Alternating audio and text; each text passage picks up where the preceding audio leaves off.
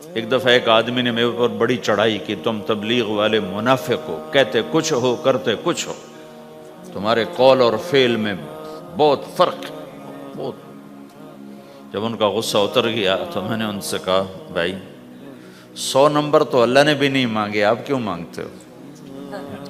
اللہ نے کہا ہے فمن ثقلت موازینہ، جس کی نیکیاں بڑھ جائیں گی گناہ تھوڑے ہوں گے تو پاس کر دوں گا۔ تو 100 نمبر تو اللہ نے بھی نہیں کہا کہ ایک گناہ تیرے کھاتے میں نہیں ہونا چاہیے، 100/100 نمبر لے گا تو جنت دوں گا، نہیں تو ریپٹ مار کے جہنم میں ڈالوں گا۔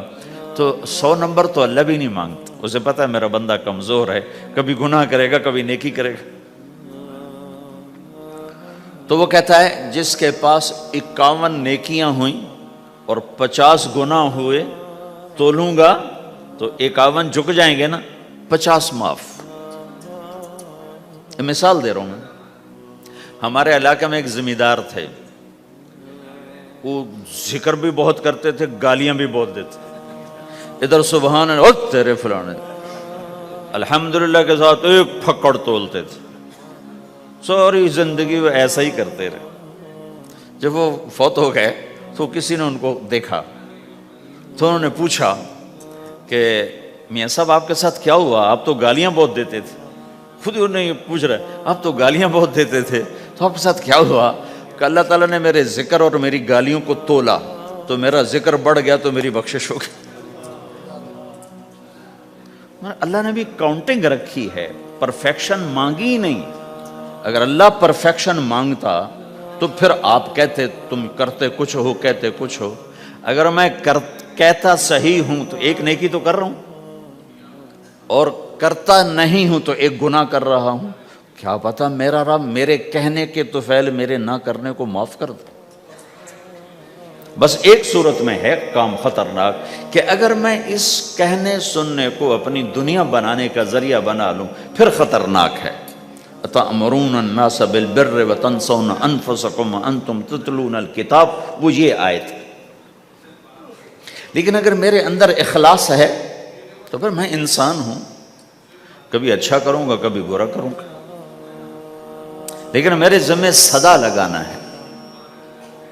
تو بھائیو اس تبلیغ کے کام کو کرتے رہنا، اس سے ایمان بنتا ہے، ایمان سے دین وجود میں آتا ہے۔ دین کے 2 حصے ہیں، ایک عبادات ہے جس میں نماز سب سے اہم ہے، پھیری پہ ہو گھر پہ ہو نماز نہ چھوڑو۔ رمضان کے روزے ہیں، اللہ پھر رزق زیادہ دے دے، حج کرو، زکوٰۃ دو، لیکن عبادات بڑی محدود ہیں اور اس میں کثرت اللہ نے مطالبہ بھی نہیں کیا، بلکہ اللہ تعالیٰ نے اس میں اعتدال ہی کو پسند فرمایا ہے۔ اللہ تعالیٰ نے ہمارے نبی لمبی لمبی نمازیں پڑھتے تھے تو اللہ تعالیٰ نے روک دیا کہ ما انزلنا علیک القرآن لتشقی، میرے نبی میں نے تمہیں قرآن اس لیے نہیں دیا کہ تو لمبی لمبی نمازیں پڑھ کے تھکتا رہے، درمیان نہ چل۔ اللہ کے نبی نے تبلیغ میں زیادہ زور دکھایا تو اللہ نے اس پر بھی کہا فلا تذهب نفسك علیہم حسرات، اتنا غم نہ کیا کر کے تو خود ہی ہلاک ہو جائے، نہیں ایسا نہ کر۔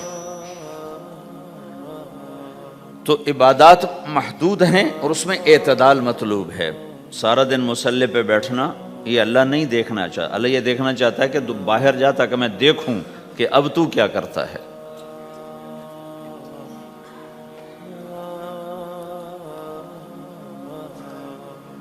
دوسرا حصہ اس کا اخلاقیات ہیں، آپس کی معاشرت ہے۔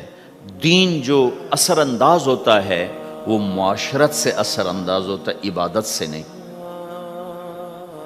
عبادات سے نہیں۔ عبادت تو مسجد کے اندر ہے یا مصلی پر گھر کے اندر ہے، روزہ اندر کی چیز ہے، حج بیت اللہ میں ہے، زکوٰۃ مسلمان کو دی جاتی ہے۔ تو دنیا میں دین پھیلنے کے لیے اور اپنوں کو دین کے قریب کرنے کے لیے جو سب سے بڑا عمل ہے وہ بھائیو اچھے اخلاق ہے۔ یہ دوسرا حصہ میں آج بیان کرنا چاہتا ہوں۔ اللہ کے نبی نے فرمایا ایو عُرَى الاسلام اوثق، مجھے بتاؤ اسلام کا سب سے مضبوط عمل کیا ہے؟ تو صحابہ نے کہا الجہاد، یا رسول اللہ جہاد۔ اسلام کا سب سے مضبوط عمل کیا ہے؟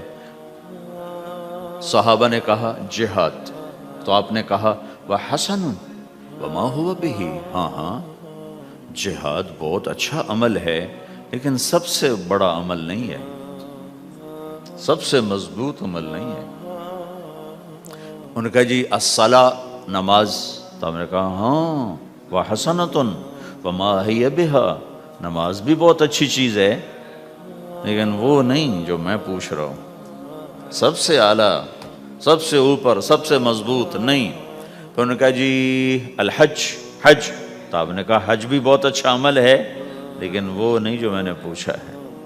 پھر صحابہ نے کہا جی روزہ، آپ کا روزہ بھی بہت اچھا ہے لیکن وہ نہیں جو میں نے پوچھا ہے۔ تو پھر صحابہ نے کہا یا رسول اللہ پھر آپ ہی بتائیں، ہمیں تو نہیں پتا۔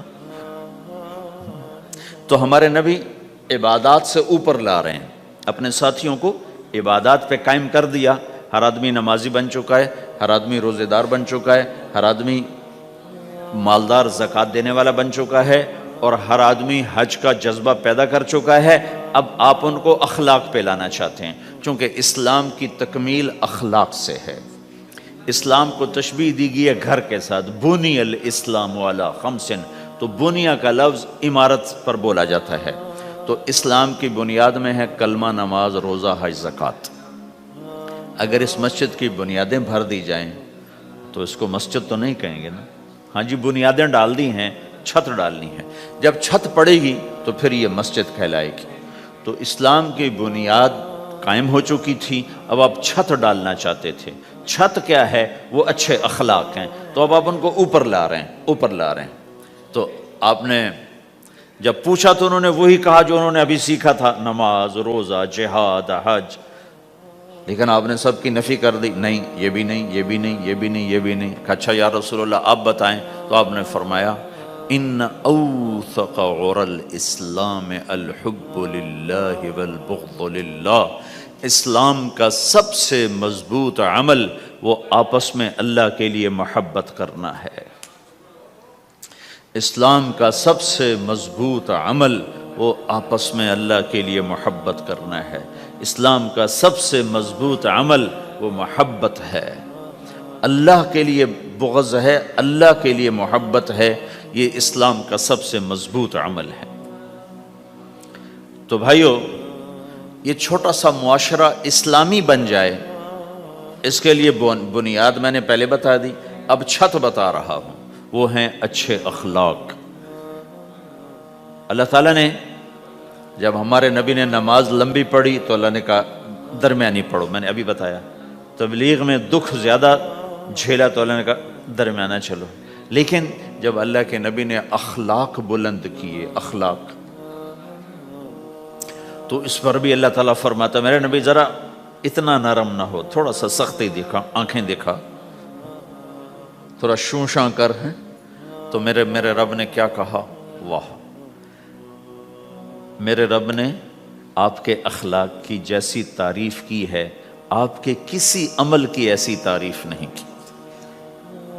نماز کو کہا معتدل، اعتدال، دعوت کو کہا اعتدال، اور اخلاق کو کیا کہا؟ انک لعلی خلق عظیم۔ اور اس کو طاقت پہنچائی قسم اٹھا کے، نون، پھر قسم اٹھائی قلم کی جو علم کا ذریعہ ہے، والقلم وما یسطرون، مجھے قسم ہے قلم اور اس کی تحریر کی، ما انت بنعمت ربک بمجنون وان لک لاجرا غیر ممنون۔ ان دو آیتوں کو چھوڑ کر اگلی جو آیت آ رہی، وانک لعلی خلق عظیم، اے میرے محبوب میں قسم اٹھاتا ہوں قلم اور اس کی تحریر کی، تیرے اخلاق بڑے عالی شان ہیں۔ یہ نہیں کہا تیرے اخلاق بڑے عالی ہیں، انک لعلی، علا، علا کا یہاں بہت عظیم الشان کردار ہے۔ علا یہ بتا رہا ہے کہ اے میرے نبی، جتنے اخلاق تصور کیے جا سکتے ہیں وہ سب تیرے تابع ہو چکے ہیں، اور تو ان پہ سوار ہو چکا ہے، تو ان پہ چھا چکا ہے۔ علا چھا جانے کے لیے ہوتا ہے کہ تمام اخلاق تیرے غلام ہو چکے ہیں۔